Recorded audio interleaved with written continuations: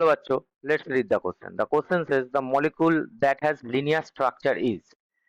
Now, the key concept related to this question, that is hybridization.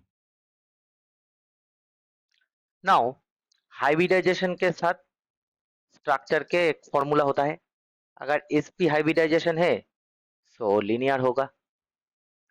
अगर sp2 hybridisation है वो trigonal planner होगा. अगर sp3 है तो टेट्राहेड्रल होगा. ठीक है.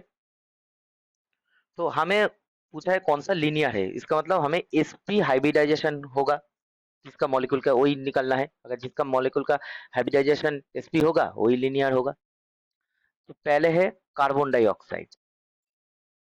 अब कार्बन डाइऑक्साइड का हाइब्रिडाइजेशन क्या होता है. H इक्वल्स, इसका फॉर्मूला क्या है, half valence electron of central atom that is 4 plus surrounded monovalent atom. अब ऑक्सीजन तो मोनोवैलेंट नहीं है, बाईवैलेंट है, तो 0 मोनोवैलेंट एटम है, प्लस कोई भी एनायन नहीं है, माइनस कोई भी कैटायन नहीं है. So half divided by 4 that is 2. और 2 मतलब क्या होता है, sp. एक s एक p के लिए 2 और आता है. तो कार्बन डाइऑक्साइड का हाइब्रिडाइजेशन sp है. इसका मतलब कार्बन डाइऑक्साइड का जो स्ट्रक्चर है वो है लीनियर. और इसका बॉन्ड एंगल क्या होता है, 180 डिग्री. तो ये हमारा लीनियर आ गया. ठीक है. अब चेक कर लेते हैं दूसरे को, NO2. अब NO2 क्या है.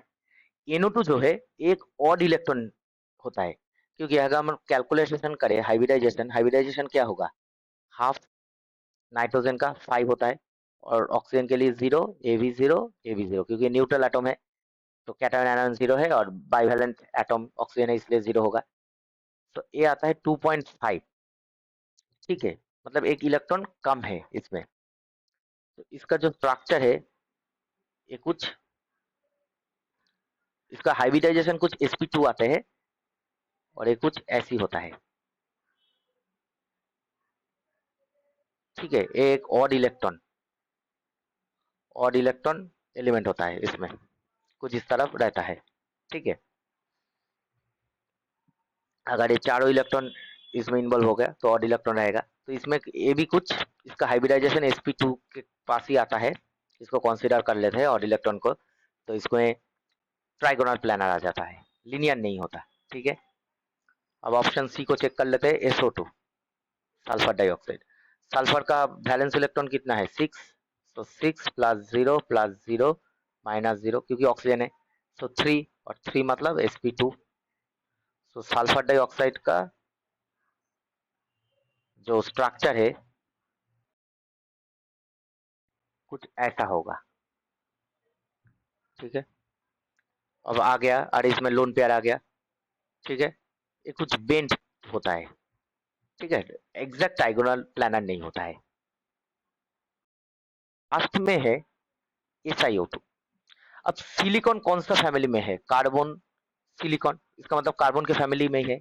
सो अगर कार्बन डाइऑक्साइड लीनियर है तो ये भी तो क्वेश्चन आ जाएगा, जो silicon dioxide, carbon dioxide linear होगा तो silicon dioxide should be linear, क्योंकि इसमें भी तो वैलेंस इलेक्ट्रॉन 4 ही होता है.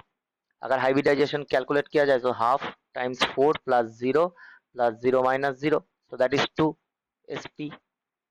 बट सिलिकॉन जो है, सिलिकॉन डाइऑक्साइड, इसमें आयोनिक प्रॉपर्टी आता है सिलिकॉन में. ठीक है. Due to electronegativity.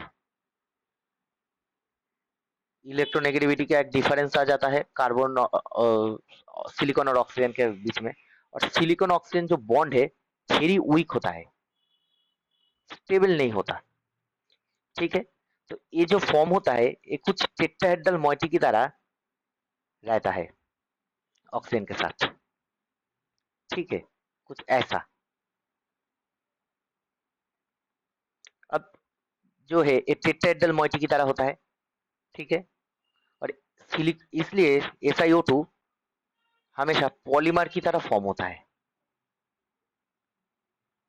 क्योंकि वो जो मोनोमर है, इसका जो मोनोमर है वो स्टेबल नहीं है, वो स्टेबल नहीं होता है. इसलिए और दूसरे मोनोमर के साथ बॉन्ड करके स्टेबिलिटी गेन होता है इसमें। तो ये जो SiO2, ये जो इसका जो जियोमेट्री है ये टेट्राहेड्रल होगा। और अगर टेट्राहेड्रल जियोमेट्री है तो इसका हाइब्रिडाइजेशन क्या हो जाएगा, sp3, क्योंकि एक s ऑर्बिटल इस ऑक्सीजन के साथ और p1 p2 p3, तो sp3 हाइब्रिडाइजेशन हो जाएगा। ठीक है, तो ये लीनियर नहीं होगा। ठीक है, अरे ये हमेशा पॉलीमर की तरह रहेगा। ये एक इंपॉर्टेंट है, सो ये कभी भी लीनियर नहीं होता। ठीक है, इसको याद रखना होगा। इसमें आयनिक प्रॉपर्टी चला आता है। सो हमारा लीनियर जो है वो सिर्फ कार्बन डाइऑक्साइड है। So answer should be option A.